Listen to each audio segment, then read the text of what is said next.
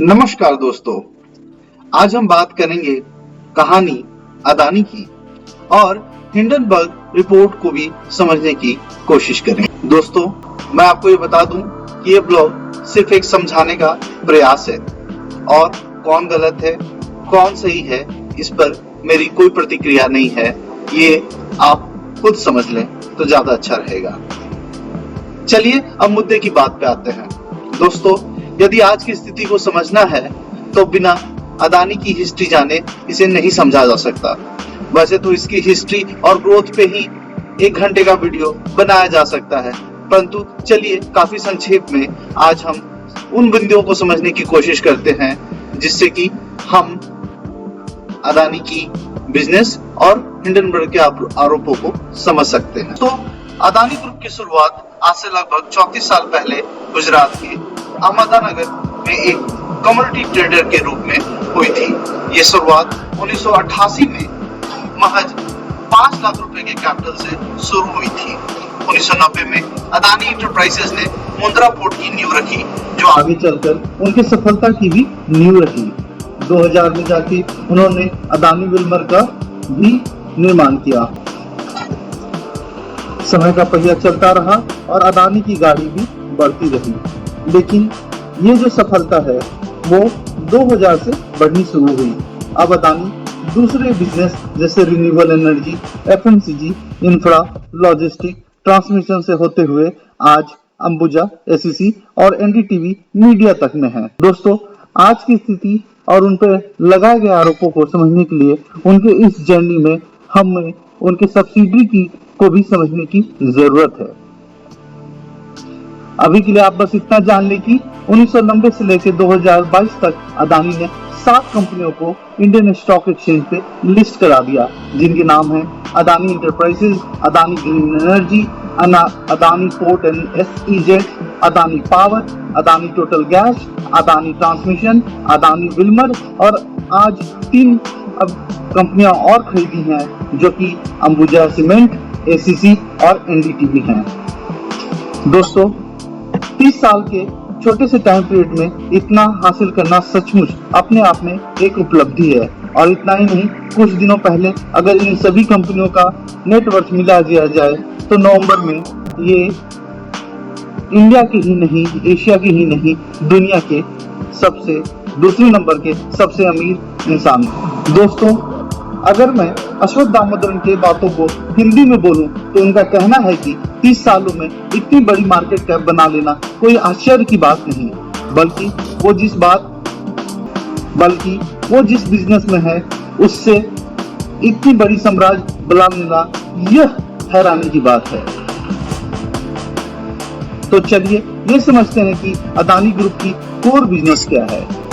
यह है infra related business जैसे एयरपोर्ट, पोर्ट्स, पावर और सीमेंट। अब यह प्रश्न उठता है कि दामोदरन ने ऐसा क्यों बोला कि इन बिजनेस से इतनी जल्दी इतनी मार्केट कैप क्रिएट करना हैरानी करने वाली बात है। दोस्तों, जब कोई एयरपोर्ट, पोर्ट, पावर प्लांट जैसे इंफ्रा प्रोजेक्ट की शुरुआत करता है तो न सिर्फ उसको बनाने के लिए इनिशियली बहुत पैसे की जरूरत पड़ती है, बल्कि इनको बनाने में कई सालों का समय भी लग जाता है, जिसकी वजह से प्रॉफिट कमाने में भी सालों लग जाते हैं। अगर हम एक एयरपोर्ट की टाइमलाइन की बात करें तो आप देख सकते हैं कि एक एयरपोर्ट बनाने में अमूमन 80 से 40 महीने, मतलब कम से कम 4 साल से 8 साल तक का समय लग। कमाई शुरू में धीमी होती है, एक अमाउंट से फिक्स होती है, इसलिए प्रॉफिट निकालने में भी सालों लग जाते हैं। अब जब बात पूंजी लगाने और पूंजी निकालने की हो ही रही है तो अदानी ग्रुप के बिजनेस को समझने के लिए चलिए पहले ये समझ लेते हैं कि पूंजी लगाने के लिए पैसा आता कहां से है।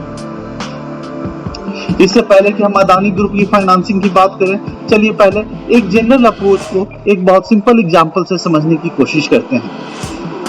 पैसे सिर्फ 2 तरह के होते हैं, एक अपना पैसा जिसे इक्विटी बोलते हैं और दूसरा पराया पैसा जिसे डेट बोलते हैं। दोस्तों, यहाँ मैं बता दूं कि फाइनेंस की दुनिया में जिन कंपनियों की इक्विटी ज्यादा होती है उसे अच्छा माना जाता है, और जहाँ डेट इक्विटी रेशियो 0.5 से ज्यादा होता है उसे खराब माना जाता है। डेट इक्विटी का मतलब होता है कि यदि 1 रुपया अपना है तो कितना रुपया उधार से लिया गया है। डेट इक्विटी रेशियो 0.5 का मतलब हुआ 1 रुपया मेरा है, उसमें 50 पैसे किसी और के हैं। दोस्तों, ये सब बातें आपको आगे हिंडनबर्ग के एलिगेशन समझने में काम देती है। चलिए इसी को समझने में थोड़ा आगे चलते हैं और अब देखते हैं कि ये पैसा कंपनी में आता कहां से है। चलिए मान लेते हैं कि एक कंपनी है जिसका नाम है सुनारा। यह कंपनी अपने प्रोडक्ट बेच के 5,000 की कमाई करता है। इसे आप कंपनी का रेवेन्यू भी बोल सकते हैं। अगर सारे डायरेक्ट और इनडायरेक्ट खर्चे हटा दिए जाएं, जैसे रेंट, सैलरी, बिजली बिल, टैक्सेस, तो कंपनी को 1,000 रुपए की बचत होती है। इसे आप कंपनी का पैट भी बोल सकते हैं। कंपनी ये पैसा आगे बिजनेस लगाने में लगा सकती है या अपने मालिकों मतलब शेयर होल्डर्स को डिविडेंड के रूप में देने में भी काम कर सकती है। दोस्तों, अब अगर आपको हिंडनबर्ग की बातों को समझना है तो कुछ फाइनेंशियल टर्म जैसे शेयर होल्डिंग, मार्केट कैप और शेयर प्राइस जानना और समझना होगा। इसके साथ ही साथ आपको ये भी समझना होगा कि कैसे एक दूसरे से रिलेटेड हैं। चलिए इन बातों को समझने के लिए आगे बढ़ते हैं और मान लेते हैं सुनारा के शेयर्स एक स्टॉक एक्सचेंज पे लिस्टेड हैं।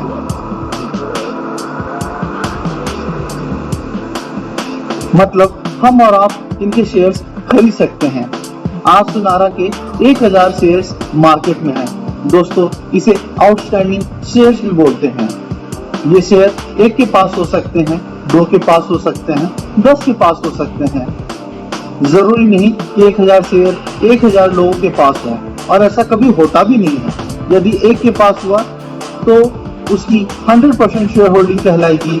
अगर एक के पास 750 शेयर्स हुए, दूसरे के पास 200 और 50 के पास 50 शेयर्स हुए तो पहले की शेयर होल्डिंग 75%, सेकंड की शेयर होल्डिंग 20% और बाकी 50 लोगों की शेयर होल्डिंग 1% या यूं बोलें कि वो 50 रिटेलर्स कहलाएंगे। मान लेते हैं सुनारा के एक शेयर की कीमत 10 रुपये है। इसका मतलब 1,000 शेयर्स की कीमत 10,000 हो गई। इसे आप मार्केट कैप भी बोल सकते हैं।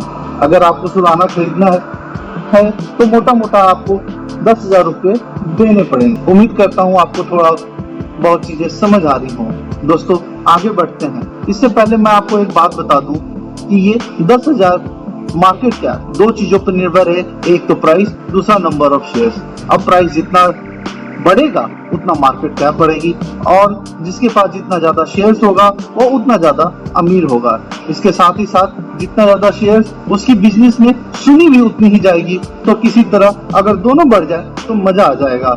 मगर प्रश्न ये है कि प्राइस और शेयर होल्डिंग बढ़े तो बढ़ेगा कैसे।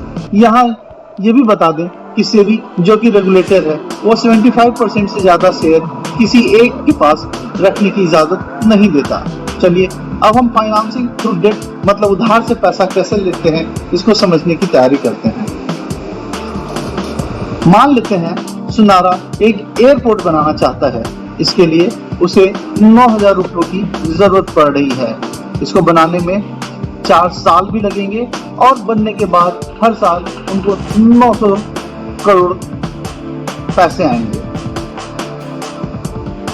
सुनारा सारा पैसा उधार से लेना चाहता है। इसके लिए वो 3 चीजें कर सकता है। पहला, वो अपने एग्जिस्टिंग बिजनेस कैश फ्लो को गिरवी रख के बैंक से उधार ले सकता है। दूसरा, अपने शेयर्स को गिरवी रख के उधार ले सकता है। और तीसरा, अपने आने वाले प्रोजेक्ट के कैश फ्लो को दिखा के भी उधार दे सकता है।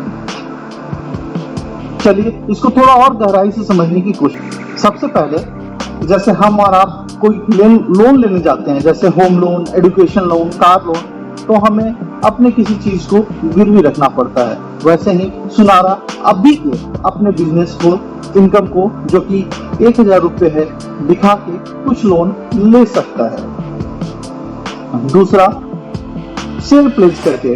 दोस्तों, आपने देखा होगा कि यदि कोई व्यक्ति जॉब नहीं कर रहा है और उसे बैंक से लोन चाहिए और उसके नाम पर किसी तरह एफडी है, तो उस एफडी को गिरवी रख के कुछ लोन दे देते हैं। वैसे ही कंपनी भी होती है। यहाँ प्रमोटर जिनके पास ज्यादा शेयर्स होते हैं वो अपना शेयर गिरवी रख के पैसा ले सकते हैं, मगर यहाँ की शेयर लिस्टेड है तो प्रमोटर के पास 75% से ज्यादा शेयर हो नहीं सकते हैं और वो कोई भी प्रमोटर ज्यादा शेयर गिरवी नहीं रखना चाहता, वरना एनडीटीवी की कहानी हो सकती है। दोस्तों बस इतना जान लीजिए कि जिनको शेयर प्लेस करना होता है वो अपने पास मैक्सिमम हो शेयर होल्डिंग रखना चाहते हैं, ताकि 10-20% से ज्यादा शेयर प्लेस ना किया जाए, नहीं तो मालिकाना फंस जाने का खतरा बना रहता है। शेयर गिरवी रखने का फायदा तब है जब प्राइसेस ज्यादा हो, मतलब मार्केट कैप ज्यादा हो और आपकी शेयर होल्डिंग भी ज्यादा हो, ताकि कम शेयर देके आप ज्यादा लोन ले सकें। एक और तीसरा तरीका है, ये है अपना होने वाले एसेट की कमाई गिरवी रख के। इसको भी एक एग्जांपल से समझते हैं और मान लेते हैं कि आपके पास एक प्लॉट है जहां आप दुकान बना रहे हैं और उस दुकान से आपको हर महीने 1 लाख का किराया आने वाला है। इसको जल्दी बनाने के लिए आपको 5 लाख की जरूरत है, तो आप किसी को पेपर पे साइन करके दे सकते हैं कि जब भी कमाई होगी उस समय से अगले 1 साल तक का सारा रेंट तुम्हारा और तुम मुझे अभी 5 लाख रुपए दे दो। ऐसे ही सुनारा एयरपोर्ट से होने वाली कमाई को दिखा के बॉन्ड इशू कर सकता है। मगर दिक्कत यह है कि आज के दिन सबसे पहली बात तो सुनारा की कमाई सिर्फ 1000 है, जिसकी वजह से उसे 2-2.5 हजार से ज्यादा लोन नहीं मिल सकता।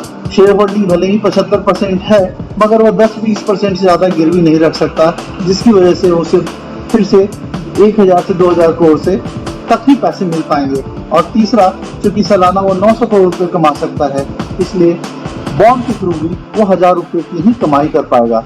इस तरह उसे 9000 रुपए तो नहीं मिल पाएंगे। अब इसके लिए क्या किया जाए?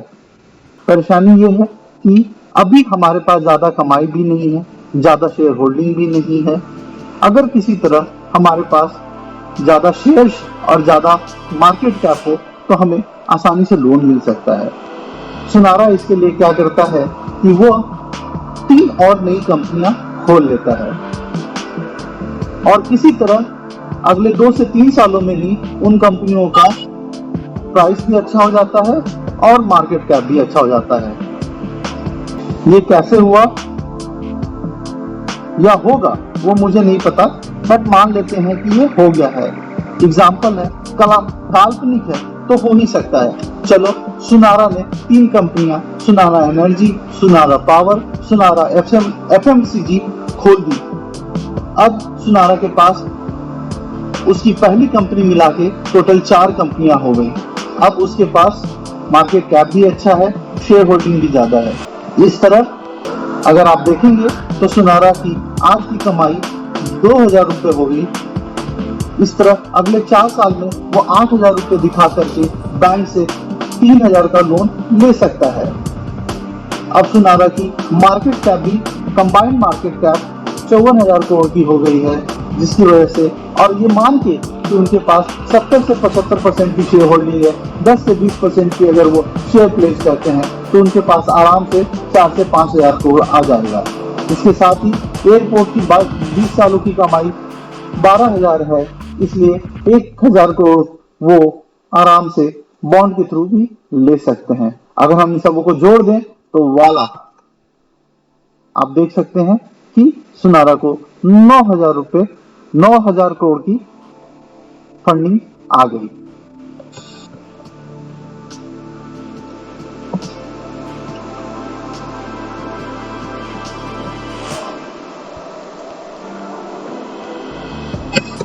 दोस्तों, अब इस साइड ट्रैक के काल्पनिक एग्जाम्पल से बाहर निकलते हैं और अदानी की कहानी पे वापस आते हैं।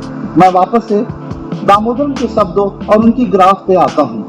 दामोदरन कहते हैं 2002 से अब तक अदानी कंपनी की रेवेन्यू ग्रोथ, मतलब साल दर साल कमाई में बढ़ोतरी तो दमदार हुई है और सराहनीय भी है। मगर दिक्कत ऑपरेटिंग मार्जिन को लेकर है। ऑपरेटिंग मार्जिन मतलब कमा तो हम 100 रुपए रहे हैं, मगर सारे खर्च करने के पास मेरे पास सिर्फ 7 ही रुपए बच रहे हैं। इस 7 रुपए में 6 रुपए तो ब्याज को देना है, उसके बाद उस साल का मूड देना है। फिर मेरे पॉकेट में मतलब इन्वेस्टर्स को क्या मिलेगा। 3 भागों में बांटे गए इस ग्राफ को अगर आप देखें तो ये बता रहा है आज मेरे पास ऑपरेटिंग मार्जिन सिर्फ 3.60% है। इसका मतलब 100 रुपए में 3 रुपए 60 पैसे। दामोदरन फिर कंपनी ने जो ग्रोथ किया है उसमें अपना पैसा कितना है, उधार का कितना है, वो भी बताते हैं। अगर आप इस ग्राफ को देखें तो लाल रंग की डंडियां उधार और हरे रंग की डंडियां अपने पैसे को दिखाता है। दामोदरन के अनुसार साल 2002 से अभी तक कंपनी की 80% से ज्यादा ग्रोथ उधार के पैसों से हुई है। दामोदरन कहते हैं 2016 से लेके 2021 तक में कंपनी ने डिविडेंड भी उधार के पैसों से दे दी। दामोदरन उधार कंपनी के पास कितना एसेट है उसकी तुलना में बताते हैं कि डेट टू बुक रेशियो 2021 से अभी तक 60% और डेट टू कैपिटल 17% है। मतलब कंपनी के खाते में अगर 100 रुपया है, 100 रुपए का एसेट है, तो उसके अनुपात में उसने 60 रुपए का उधार ले रखा है। जबकि मार्केट कैप से कंपेयर करें तो वही उधार सिर्फ 17 रुपए का बन जाता है। दोस्तों मैं ये बता दूं कि फाइनेंस की दुनिया में दोस्तों दामोदरन आगे इंटरेस्ट कवरेज रेशियो की भी बात करते हैं। इंटरेस्ट कवरेज रेशियो का मतलब यह है आप अपने बिजनेस से इंटरेस्ट देने के लिए कितना पैसा कमा पाते हैं। अगर आप इस ग्राफ को देखें तो आपको पता चलेगा कि 2021 से लेकर अभी तक इंटरेस्ट कवरेज रेशियो 1.44 है। मतलब यदि कंपनी को आज 1 रुपए का ब्याज देना है तो बिजनेस से उसके पास 1 रुपए 44 पैसे हैं, जिसको EBIT भी बोलते हैं। दोस्तों मैं ये बता दूं कि फाइनेंस के टर्म में इंटरेस्ट कवरेज रेशियो अगर 1 से लेके 1.5 के बीच है तो इसे बेयर मिनिमम मानते हैं, 1 से नीचे को बुरा मानते हैं, 2 से ऊपर को ठीक मानते हैं। दामोदरन ये भी कहते हैं कि इंफ्रा में काम करने वाली कंपनी के लिए ये एक आम बात है और इंफ्रा के रिलेटेड हर कंपनी में ऐसा ही देखा गया है कि उनके पास ज्यादा डेट होता है, इक्विटी कम होता है और लिक्विडिटी की कमी होती है। अदानी ग्रुप को बाकी कंपनियों से क्या जुदा करती है वो है क्वांटम ऑफ डेट। छोटी इंफ्रा कंपनियां इतना ज्यादा उधार नहीं लेती जितना अदानी ने ले। दोस्तों अब हम हिंडनबर्ग के आरोपों को दोस्तों हिंडनबर्ग ने भी अपने आरोप में कहा है कि अदानी समूह के 7 में से 5 कंपनियों का करंट रेशियो 1 से कम है। मतलब अगर उनकी तत्कालीन लायबिलिटी 1 रुपए की है तो उनके पास एसेट 1 रुपए से भी कम की है, और 2 कंपनियां ऐसी हैं जिनके पास 1 से थोड़ा ज्यादा है। इस पे अदानी ग्रुप ने कहा कि जो भी हो कंपनी ने कभी डिफॉल्ट नहीं किया है।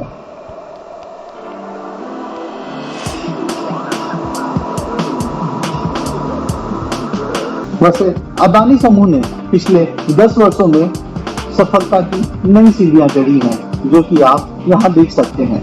2020 से लेके 2022 तक में उनके शेयर प्राइस में काफी अच्छी बढ़ोतरी हुई है। यही बात उनके market cap to sales ratio में भी देखा जा सकता है। टू सेल का मतलब है अगर आप 1 रुपए का माल बेचते हैं उसके एवज में आपके पास कितनी मार्केट कैप है। इस ग्राफ को देखें तो पता चलता है कि आज अदानी ग्रुप का मार्केट कैप टू सेल्स 1.6 का है, जबकि median market cap to sales सिर्फ 0.3 का है। दोस्तों अब हम अपनी कहानी के आखिरी पड़ाव पे हैं। अब हम शेयर होल्डिंग की बात करते हैं। इसका संबंध मार्केट कैप से भी है। अगर आप इस ग्राफ को देखें तो आपको पता चलेगा आज प्रोमोटर ग्रुप की हिस्सेदारी 73% के आसपास है। FII जिनमें मोस्टली मॉरिशस बेस्ड कंपनी है जैसे इलारा, क्रेस्टा, LTS इन्वेस्टमेंट फंड, ओपल इन्वेस्टमेंट के नाम शामिल हैं। बाकी DII जिन्हें डोमेस्टिक इंस्टीट्यूशनल इन्वेस्टमेंट कंपनीज बोलते हैं जैसे LIC, उसकी अदानी समूह में 4.23% की हिस्सेदारी है। बाकी जनता के पास 6.53 शेयर्स उपलब्ध हैं। अगर इन अदानी इंटरप्राइज की हम पिछले 10 सालों का कुछ रेशियो देखें तो हमें पता चलता है कि के दिन में 2022 में कंपनी की डेट इक्विटी रेशियो 0.81 है, मतलब 1 रुपये अपना है तो 81 पैसे उधार का है। ग्रोथ तो पिछले 10 सालों में कंपनी की अच्छी रही है, मगर इंटरेस्ट कवरेज रेशियो आज के दिन में भी ठीक है, अच्छा है। पहले जहां इंटरेस्ट कवरेज रेशियो थोड़ा कम था, उसमें अभी जाके सुधार हुआ है। डेट टू मार्केट कैप भी अभी जाके अच्छा हुआ है। पिछले सालों में देखें तो वो उतना सही नहीं था। दामोदर अपने ब्लॉग में ये भी बोलते हैं कि प्राइस अर्निंग के मामले में अदानी ग्रुप काफी महंगा लग रहा है। जहां 2002 से 2015 तक प्राइस अर्निंग रेशियो 34 का था, 2016 से 21 में 15 का था, वही 2021 से अभी तक में ये 214 रुपए का हो गया है। प्राइस अर्निंग का मतलब होता है 1 रुपए की कमाई पाने के लिए मार्केट कितना पैसा देने को रेडी है। इसका मतलब अदानी ग्रुप 1 रुपए की कमाई कर पाया है, उसको लेने के लिए लोग 214 रुपए देने को रेडी हैं। प्राइस टू बुक वैल्यू का मतलब ये होता है कि अगर आपके पास 1 रुपए की संपत्ति है तो आप उसके लिए कितने पैसे दे रहे हैं। तो ये आज के दिन में 6.71 है।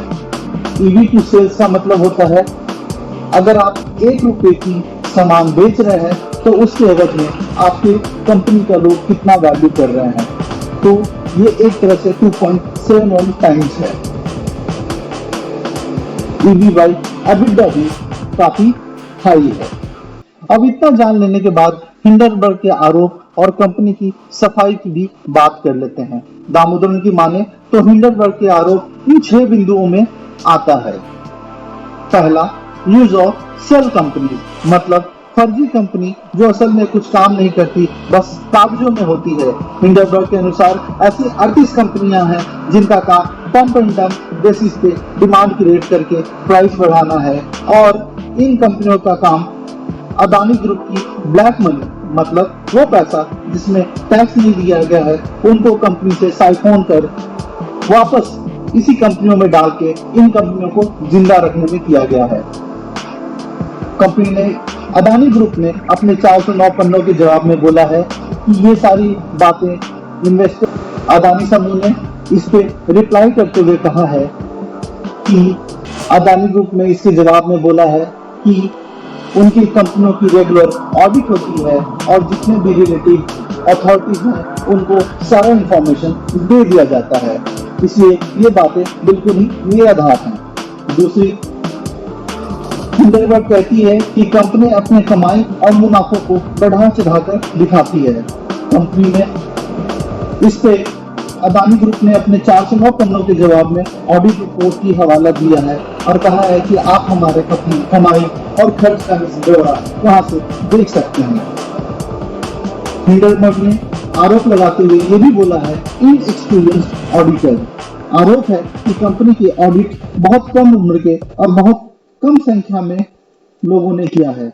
उम्र कम होने की वजह से उनके पास इतना एक्सपीरियंस नहीं है कि वो इतने कॉम्प्लेक्स कंपनी की ऑडिट कर सके, और संख्या भी नहीं है जिससे कि वो बहुत अच्छे से इसकी जांच पड़ताल कर सके। इस पे अदानी ग्रुप का कहना है कि उनके सारे ऑडिटर्स काफी कैपेबल हैं, एग्जाम पास करके आए हैं, इसलिए वो इस पे कोई टिप्पणी नहीं करना चाहते। वो ये भी बोलते हैं कि उनकी कंपनियों में सिर्फ यही नहीं, बिग 4 के ऑडिटर्स भी हैं।